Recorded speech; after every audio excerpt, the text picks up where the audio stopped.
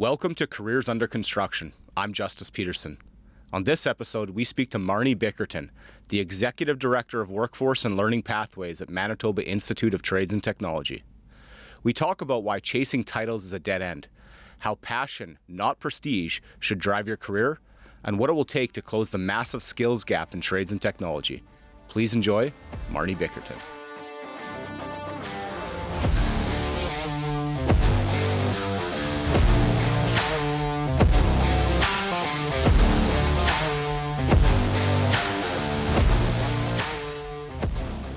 Marnie, welcome to Careers Under Construction. Thanks for joining us today. Thank you so much. Very excited to be here. Absolutely.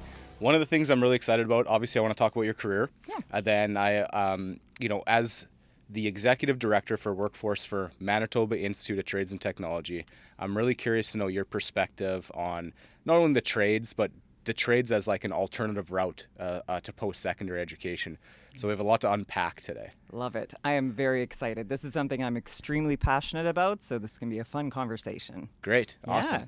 So tell me, how did you get your start like in your career? Yeah, well, the path to being in career is really winding. It's not something that you go to university and you're going to be a career counselor in this kind of career itself.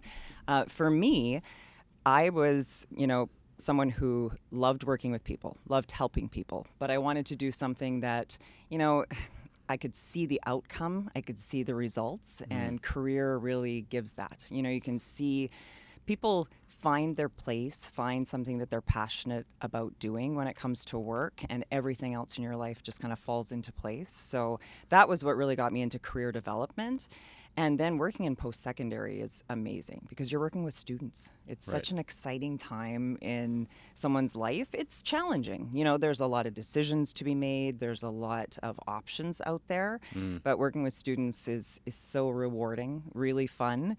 And then I've evolved into leadership positions, which I love. I really love, guiding others in their careers too. Right. And MITT in particular has been an incredible place for me. In my career, I've had so much growth and development opportunities there, and I'm really passionate about the trades. Right. Trades, IT, health, those are the programs that we really focus on, and there's just so many opportunities when it comes to career that it's a great fit. Yeah, no doubt. Yeah. What you said there really resonated with me about your career path for what you do. It's not linear. Right? Like there isn't a post-secondary program that you can take to get to where you are today. You have to find your way there. Absolutely. Right? And it was kind of the same with my career, like in recruitment. And I know you spent some time in recruitment as well. I did, yes. I think a lot of people that work in recruitment stumble upon it by accident. Absolutely. And sometimes that's how really good careers are made. I agree. And I think that's the best way to approach your career, that you try things, the things that you like, you lean into. They take you in an entirely different direction. But say yes a lot, take some chances. And as long as you're doing things that you enjoy and that are utilizing your skill set and you're building along the way, you're always going to end up in a good place. Yeah. Yeah. Probably the biggest career mistake that I see people make is not doing what they're true or passionate about. Yes. I was guilty of that when I left high school to go to university. But what I mean by that is like we look at a career path that's big and shiny, like a big company, a nice job title, or you follow what your parents' path is, but that actually leaves you dead inside. Like that happened to me. 100%. But you can't be really successful at anything unless like it lights you up. Yes. Right? So you have to build your own success. Yeah. Oh, okay, we could just talk about this all day because I love this What's so your much. perspective on that? I see so many people struggle with what they want to do, what that next step is, especially young people. And it's exactly what you said. It's when you don't really lean into the things that you are passionate about, that you enjoy, that you are good at, and instead you're looking for status. You're looking to please others in your life. You're just looking externally rather than internally. And as soon as you start to just stop listening to all of that noise and just, try things, people get immobilized in indecision and think they have to make the perfect choice. I have a really good friend and colleague that said, you just make another choice. Like there's always another choice to make, but Right. you have to try things. And the more you try, the more you do, the more it opens up entirely new routes that you'd never considered before. And like you say, you kind of fall into them, but you don't. There's actually a career development theory called planned happenstance. Okay. And that is the more you do, the more you put yourself out there and you try things, the more opportunities end up opening up for you. And I think that's really true in career. Absolutely. Yeah. Was there a time like in your life or your career where maybe you didn't know what you wanted to do? Like maybe like you use the words looking externally, not internally. Like, is that something that you experienced yourself? Absolutely. You know, I look back at my career and I think so many people, you go into university, you're going to be a doctor, a lawyer, blah, blah. Like there's 3 or 4, you know, Right. that everyone says they're going to be. And I totally fell into that. I was going to be a lawyer. Okay. Great at arguing, you know. So that was my path. So, yeah, of course, you know, but then you try things and you start to, you know, is that really going to be something that I enjoy every day? Is that something that resonates with my values, with where I am in life? And it changes over time, too. Yeah. Like, I think the best way to approach career is to know that it's constantly going to change, especially now with all of the disruption in career paths, that you have to be open-minded and willing to just adjust and pivot. Yeah, absolutely. I agree. Yeah. So I was looking over your LinkedIn profile Okay. before we had our call the other Yes. day, and I noticed you had worked at MITT, left, Yes. and then went back, which Yeah. is interesting. So Yes. tell me about that transition. You know, and I think it says so much about the organization, and I mean it sincerely. I love MITT. I loved MITT when I was there the first time. And when I left, it was because there was an incredible opportunity, and I really wanted to try this new adventure, and I'm so glad I did. I worked for Skip the Dishes, which is an amazing company. Can't say enough about them. I went back to the University of Manitoba. I went on my little career adventure, and I always loved MITT. I loved the leadership there. I loved the vision. So when my leader reached out to me and told me about this opportunity, I was so excited to go back. And I think it says something about the organization. And it also says if you have good relationships, if you do a good job, and you know, an organization, even if you see someone leave, that doesn't mean they won't come back, especially if Right. it's a great fit. Yeah, so true. Yeah. You're right. It says a lot about the organization, but it says a lot about you too as a person. I mean, they wanted you back, Right. right? You didn't burn any bridges when you left. You obviously left it on a professional note. Yes. But now that you're back, Yeah. you're actually in a more executive level role than when you were originally there. Right. Yes. Right? Yes. And that's the thing, you know, when you leave and you go on these little, I keep calling them career adventures because I do think they are, you gain new skills. And sometimes that's a positive thing, leaving, gaining a skill set, getting a different perspective. For me, I had never worked in the private sector before. So Okay. working private, you know, MITT is so connected to industry. Bringing that insight back into my role has really helped. I understand private more. I understand the needs of industry. I understand how important profitability is, you know, and I always did. But once you're in it, it's a different lens to look through. Yeah, absolutely. Yeah, so you're looking at things with a different lens. You have a different perspective, public and private now. So tell me about your role with MITT. I'm very curious. Yes, so I'm Executive Director of Workforce and Learning Pathways. Okay. So it is a really interesting portfolio because it is the adult learning centers. We have many in Winnipeg. We have 6 adult learning centers and 1 in Portage. That is career services, so helping our students find employment and helping industry connect with our students to actually make those meaningful career opportunities. I also have industry training and continuing education. So that, again, we are so focused on industry needs. We can respond quickly to industry coming to us and saying, we need this specific training created. We can do that. Continuing education. This is something that's new for MITT, and we're being really thoughtful with it and looking at where is the need. So when you look at our Con Ed offerings right now, things like MIG welding, TIG welding, IT courses, you know, career development opportunities. So we're really being thoughtful of what industry and what our customers and clients are telling us and responding to that. English language programming is the other part that's under what I do, and there's so much opportunity for that skill development. If you can master English, that just opens up so many career doors for you. Yeah, so absolutely. that's the portfolio. It's really broad, it's really exciting, and I think it really ties that whole industry-driven, student-focused all For sure. together.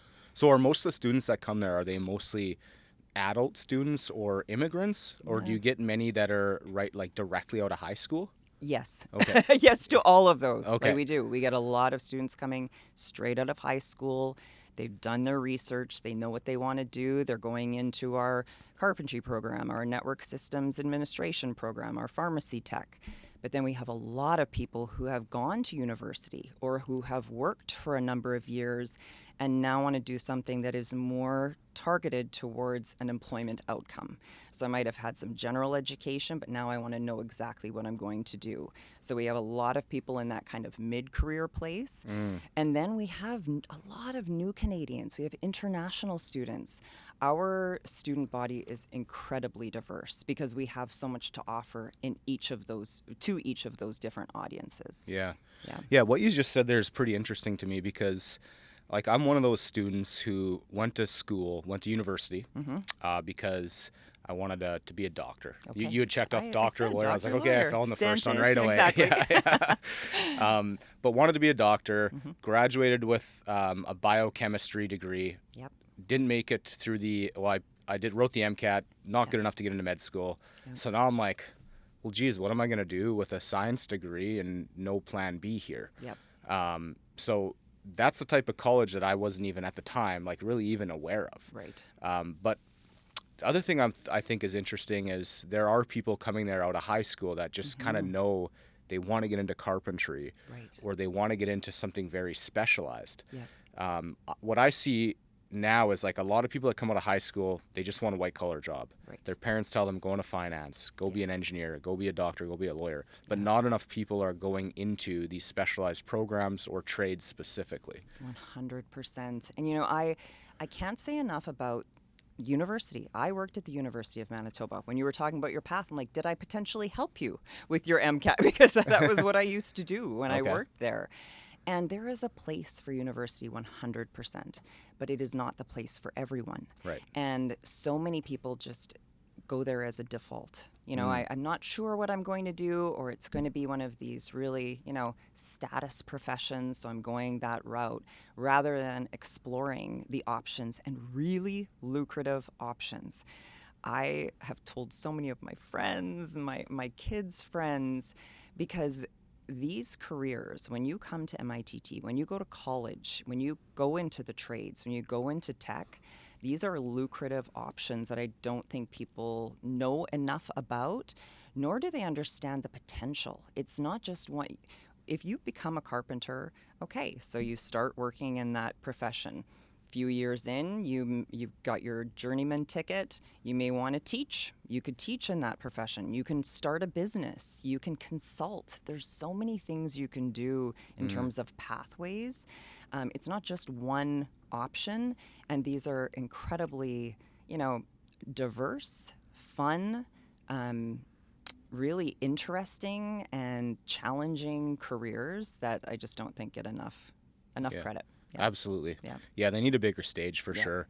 And I think the Winnipeg Construction Association is doing a really good job of being on top of that and really promoting these things. Yes. I mean, obviously it's their responsibility, but just the way that they market it to the right audience nowadays. Yeah. And what you said there is it's lucrative. Yes. And that's important. Yeah. But there's also so many other things about those careers, I feel like, that are equally as important. Yeah. Right? Definitely. Like for example, being a carpenter, just to name a few, working with your hands. Yep. There's just something rewarding about that. Yep. Very stable job security. Yep. We work in recruitment, and a lot of the people that we place as carpenters, they get a company vehicle. Oh, they get a gas card. There's just so many perks to it. Yes. Right? And it's flexible. You're working with a team. I think I mentioned my husband is in construction, has been almost his whole career. he works in an office. He's not working with his hands. He's Right. not, he started out doing that Yeah. in some capacities, but he's working with a team. He's leading people. He's collaborating with architects. And, like these are really interesting. And that's not what you necessarily think of sometimes when you think about these careers. But Right. yeah, I just think there's so much potential and different paths that Yeah. you can take. Why is it, do you think, that people don't really consider these careers? Yeah. Like for me growing up, I went to a high school that was all about like sciences. Right. So I didn't have any exposure to woodworking, carpentry, concrete, automotive, anything else like that. Yes. And that's just my story. Yeah. But like, what's your perception on why people that are coming out of high school? Oh, I got a lot of ideas on this. I'd love to hear them. I would say, for one, Manitoba is one of the few provinces that doesn't have a compulsory career course in Okay. high school. And I think that course, most other provinces have it because it forces you to do some more exploration rather than just looking at the professions that are in front of you, like teacher, doctor, lawyer, things you see on TV. When you look at our teachers, they're doing a great job.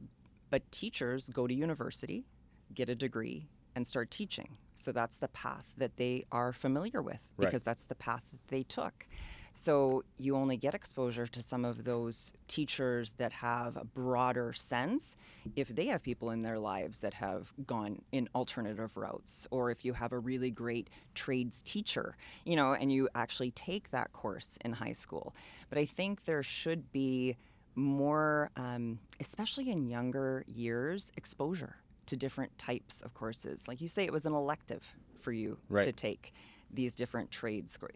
If it had been something that was part of your education and it wasn't elective, that might have opened up a whole new world at that time. So I think that there's things we can do on the education side. Okay. But I also think that I've seen it for years. Parents can be the biggest cheerleaders and the biggest supporters. They also can steer people in a direction. And I think that for a long time, it was kind of university is the road you should take. That's how you get this successful life. That's how you make the money. Those are good jobs. And yes, that is true. I don't minimize that. And there is this whole other world, going to college, going the apprenticeship route that gives you the exact same incredible lifestyle that should be explored. Yeah. I want to talk about that career course that you just mentioned in education. I kind of want to double click into that because that's not an idea. It's a great idea. Yeah. Not one I've personally heard before, but I like it. Yes. Can you elaborate on that? Like like you said, other provinces have that. Yes. Have you Definitely. seen any of that curriculum? Like, do you know what it entails? And right now, there is the course in Manitoba. So anyone who's going to a Manitoba high school can take, there's lots of great career development courses. They're just not compulsory. So they're electives. Oh, I see. And I've got good friends whose their kids have taken the course, and it's opened up the world to them. Work experience is often part of those courses, so they're getting their first job from those courses, getting exposed to the world of work while they're in high school, which may not have been a reality otherwise. So the courses exist. They're exceptional. Even right now, when they're not compulsory, I encourage people to look into them and take them because it is such an eye-opening experience. But making it compulsory is what other provinces have done, and that really does just confirm. It makes sure that there is exposure to all the different types of careers, that people are doing some research before they're making really huge decisions. You know, like when you're deciding where you're going to go to university or college, that's a huge investment of money, of time. You want to make sure that that's an informed decision, but you're 17 years old. And if you haven't taken that course, you're really going by gut or by influence. Absolutely. Yeah. Marnie, I think if I talked to you when I was 17, I probably would have saved myself $50,000, 4 years off my life. I'm sorry I wasn't there for you. Yeah. If I could go back. But I do. I will say my kids and their poor friends, I'm always, what are you going to do? You know, Right. they have no choice but to have these conversations with me. So Good. Well, you're probably impacting like a lot of lives that way Yeah, then, like it's- even just outside MITT, it sounds like. no, it's fun work. And, you know, the career services teams at colleges, at universities, they're such an incredible resource for students that I don't think get used enough. And Right. it really is, it's a game changer in people's careers. Yeah, Yeah. absolutely.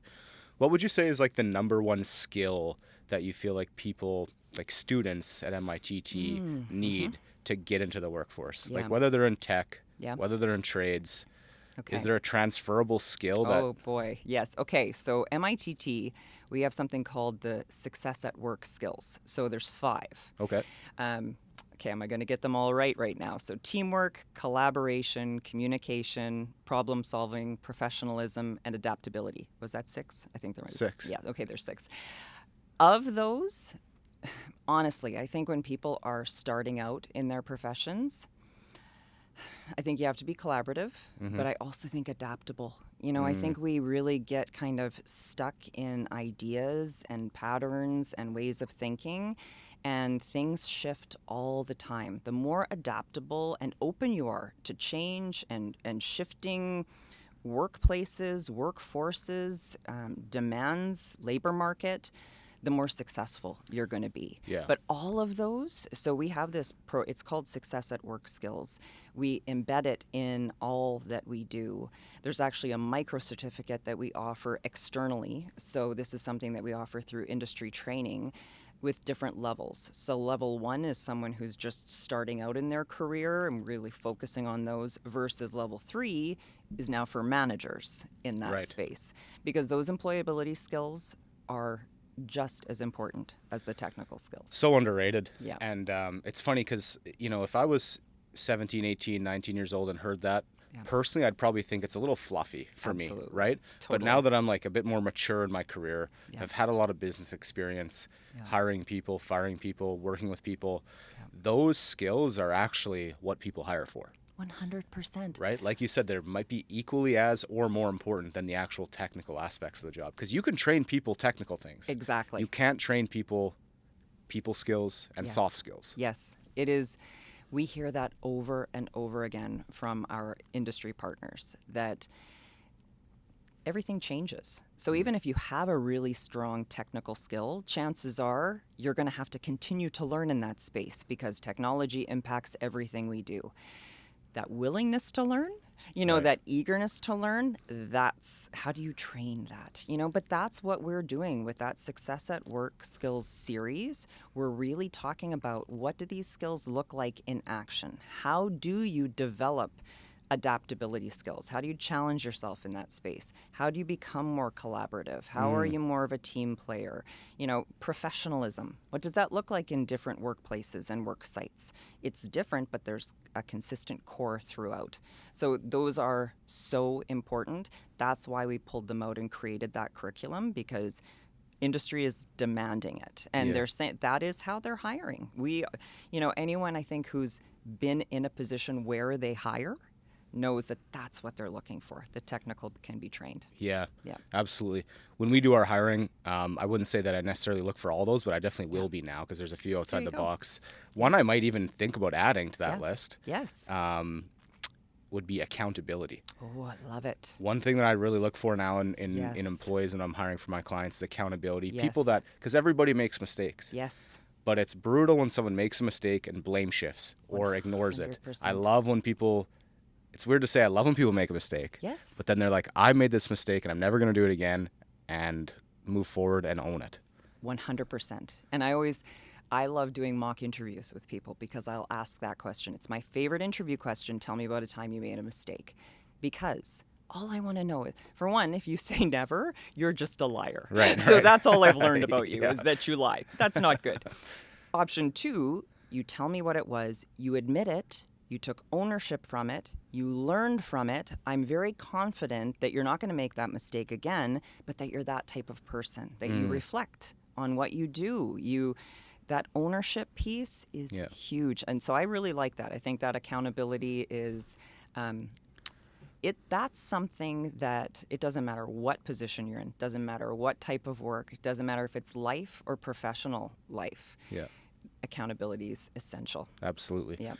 So out of all the programs you offer, and there's a lot of them there, what would you say, like, trades related is the most high in demand from your perspective right now? Yeah, well, our trades programs are all in demand. I will say, like, these are programs that are usually full every year.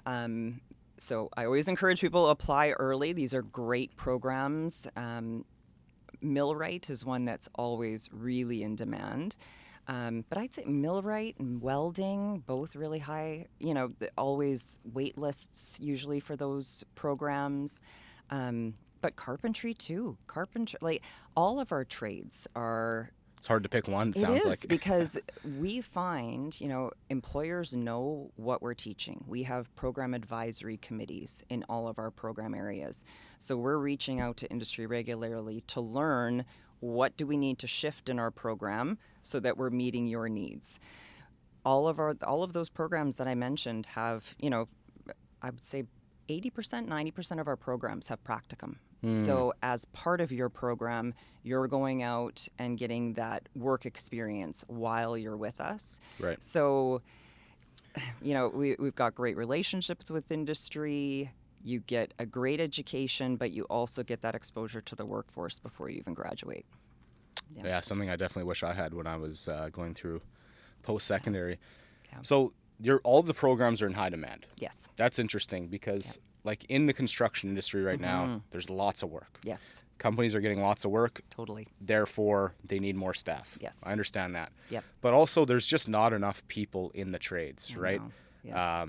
The demand is high.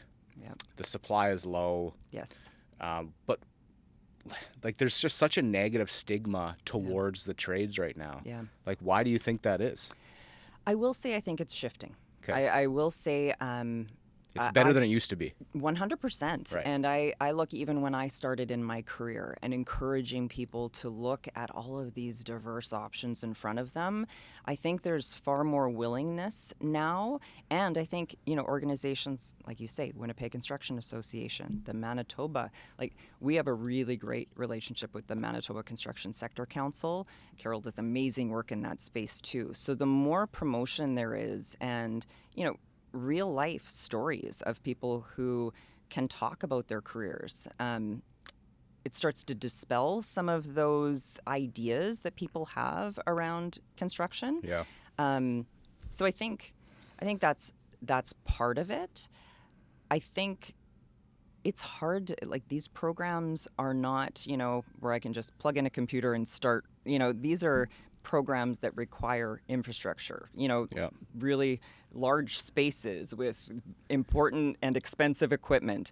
So I think I was really excited when I heard the federal government talking about investing more in trades training because, again, our programs are full. We could be training more people if we had more capacity. 100%. So I do think there is starting to get to be more demand. It's how we meet it, with our educational spaces is one thing. But I also think trying things, I'm a real advocate for people working. I think it's great when teenagers are working, when young people are working. And if you can get some exposure and work part-time, work in the summer in some of these areas, you can start to get a sense of, is this something that you would enjoy, and learn about the different types of options within a field. So, yeah. Yeah. Some of the things that I hear about the trades just aren't true. Yeah. One of the big ones I saw on LinkedIn the other day was like the stigma is that the trades are dirty. Oh, right. Therefore, they're dumb. Yeah. Like the people in them are dumb. They get dirt on their fingernails. But it couldn't be further from the truth. Some of the smartest people I know are carpenters or have climbed the ranks from that to like a project manager, a superintendent, because they're problem solving all day. Yes. They're actually they're using their hands, but they're using their brains more. Yes. Like I'm doing a renovation on my house right now. Yep. These 3 carpenters came, ripped the roof off of my house, built a second story, and had it framed in within 3 days, and had multiple problems along the way that they just figured out as they went. Yes. And I show up there day 1, I show up there day 3, and I'm just like, how do you guys do that? Like I'm mind blown by it. I know. Right? And there's just so many of these people out there. Yep. But unfortunately, the good stuff. for some reason, I just feel like it's not getting out there enough. I agree with you completely. You think about how much creativity there is in the trades, how Right. much problem solving. You just made me think of something. Years ago, I was at a conference and they were talking about math. So we were talking and they were saying, if you are really good at math in high school, what are you told to do? Become an actuary, right? Like that, Right, if yeah. you're really, really great at math, that's the profession that uses the most math is an electrician, for sure, more than an actuary. But does that student in high school who does really well in math, are they steered in that direction, or are they I encouraged would have never to? guessed. Exactly. But so you think the problem solving, the mathematical skills that you're using as an electrician, like I remember thinking in high school, what is cosine and sine? When am I ever going to use this in my life? And by the way, I don't. But if I was an electrician, I would Right. be using that. Like that is part of your profession. So I just think, again, there's not that awareness Okay. of just these are mentally challenging jobs. These are creative jobs. These are jobs where you're problem solving, where you're working with other people. You're working as a member of a team. You're not doing anything. You talk about that renovation at your house. That was not one person. That was a team of people working together, figuring it out, and walking away from that with that sense of accomplishment, looking at it. I've traveled with my husband to the different buildings, things that he has built, and that's his legacy. Right. We've taken our daughters to, that's a building that Yeah. I was a project manager on. Yeah, the tangible results, right? Like, Yep. I was talking to a superintendent the other day that was, at the time he was a carpenter, now he's a superintendent, but he was working on the Manitoba Hydro building. Oh, yes. And he said, he's like, I haven't been downtown Winnipeg in a long time, but driving to your office, he's like, it made me feel really good because I looked up and saw that hydro building. Yes. And I was like, wow, that's really cool that Yes. you were part of that. 100%. And that's true for we have, if you're ever at MITT, when you walk into the welding lab, there's a sculpture outside. And it was an artist that came to take the welding program because they were incorporating welding into their art. So they, this really cool statue is right outside the welding lab. Artistic, like these Yeah. are, again, things that you don't necessarily think about, but it's so true of the trades. Yeah, absolutely. Yeah. So since we just talked about a couple success stories there, I'm curious to know about some success stories from like your perspective, like people that come into MITT, graduate, these programs are in high demand. Yes. Are they getting jobs right away? Absolutely. I'm so glad you asked me that because there's one that's really current for me. Because, as I mentioned, the portfolio that I'm in is also the adult learning centers. So the adult learning centers, this is a place for people to either go back, do some upgrading, or if you've never completed your high school diploma, you can go back and get your high school diploma. So we had 2 women that were in our adult learning centers, learned about MITT because it's all connected. Once you're an MITT student, you're an MITT student, period. So they learned about our carpentry program. Came to the school, did a tour, decided to come into the program. So they joined in January. They just finished. They were really involved when they were there. We have a Women in Trades and Technology program student group that they were really active in. So they got to connect with different industry partners. They went to different conferences, events. They both had job offers under a month after graduating. And those Wow. are just 2 people that I happen to know because of their path and their journey with us. But that every instructor you talk to, every student advisor, everyone who connects with a student would have a story like that. That's amazing. Yeah, I remember there was another one. I'm sorry, you opened this up, so now. Oh, absolutely. Yeah. One other. This was a few years ago. There was a young woman. We have a high school program too. So we have a partnership with Pembina Trails School Division, and we also have our MITT High. So you can just come to MITT, complete your high school with us. So she was in the MITT High program. So she was 17, graduated from high school. She took our welding. She came back, so I'm trying to think of how many months after she graduated, just to visit, just to say hi. Drove up in her brand new truck, making, I think at the time she was making $70,000 at, like, It's she like an was entry-level job. entry-level welding job. Wow. Right out of high school. Like this was her high school education allowed her to Yeah. go straight into that as a career.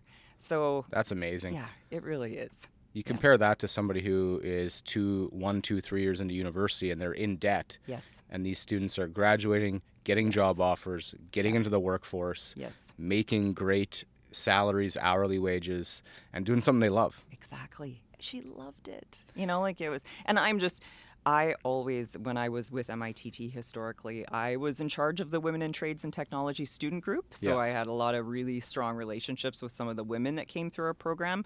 But I got stories of, you know, all types of students that have come through that have really just, it's so rewarding when you see someone finish a program, they've worked hard, they got that practicum opportunity, and then they get the job offer at the practicum site. Right. You know, there's so many stories like that. That's amazing. Yeah. Are there students that say you take that girl, for example, Yep. that graduated welding, has a great job, maybe she spreads the word Oh, yeah. to her friends or the people that, you know, she was in grade 12 and graduated, maybe the people that were a year below her. Yes. Does that happen often? Absolutely. And we encourage people to come back. We make sure that we have industry engagement in every program. So sometimes that's a career fair, sometimes that's a speed networking event, but often it's people coming back and speaking to their classmates, you know, to the people that are coming up after them to tell them about their experience. Just do a guest speaking, you know, informal or formal in the class, just to talk about their experience. Yeah. Yeah. It's an interesting business lesson there. Make your service so good Yeah. that people have to refer you. That's right. Yeah. Exactly. That's right. And truly, MITT has always been, you know, we're a smaller college. So we don't have that big, flashy, you know, kind of marketing. We promote, I think people know about MITT, but the best marketing for us is the word of mouth, is from people who've graduated from our programs that talk about, you know, how it's impacted their life and their career. How many students are there and how many graduate each year roughly? Just to Yeah. give me a sense of like the size of it. We're at around 3,000, but that's also with, like, again, we have really diverse offerings. Like, Right. we have postgraduate programs, we have our core programs, we have our adult learning centers. I don't know how many people graduated last year. I'm trying to think. It was the biggest graduation ceremony we've ever had at the convention center, second floor. Wow. I could find Well, that out. that says something I good. could It find means that more out. students are It coming. was, for me, that graduation is so meaningful because it's not only our core academic programs. So we have someone who graduated from pharmacy tech, and we have someone from hairstyling, and we have someone from trades, but we also have our adult learning center graduates there. So they're getting their high school diploma going across the stage too. So their families are there, seeing them accomplish something that, you know, has potentially taken years Yeah. to accomplish, but they're in amongst people that are, you know, going on into their profession. So it's a really great Wow. day. Yeah. If you could do it all over again, Yeah. what, like, is there a trade or tech program or you've thought like, if I could do this over again, I maybe go into this? I know. I've often thought millwright. I just, there's something, that's such an interesting profession because you go into that space and they're doing confined space one day and the next day you can see them, they're making cool tools because that's part of it. They're such problem solvers. Yeah. Millwright's I'm trying to think, there was an instructor there that said, I think it's the physician of industry or something. Like, because you're a problem solver, you're looking at any issue, coming up with something. Every day is different. So I think that one would be really, I think that one would be really cool. But I also really love carpentry. Yeah. I really do. I took it in high school. Okay. I got the award for carpentry Oh, for no way. industrial arts in high school. Yeah. That's so funny. So that's another one. I still think I will get into that more in retirement. I would like that. Yeah, carpentry would be interesting. Yeah. For me specifically, it's like I would love to be able to just do my own home I renovations. know. It's Right? Like true. I feel like that's such an underrated Yeah. thing that's not talked about when Yes. people go into the trades. It's like Yes. you can build your own property, you can add value to your house or your property in any way you want to. And then there's me Absolutely. sitting over here like I've got a biochemistry degree and can't even put on, you know, a door, I right? hear you. I hear you. I know. And you think about how much you spend on that. Right. And if you had that skill set, you know, just to be able to do parts of it by Yeah. yourself. And let's be clear, like I say that I would do that. I don't know if the talent would be there for me in those spaces, but yeah.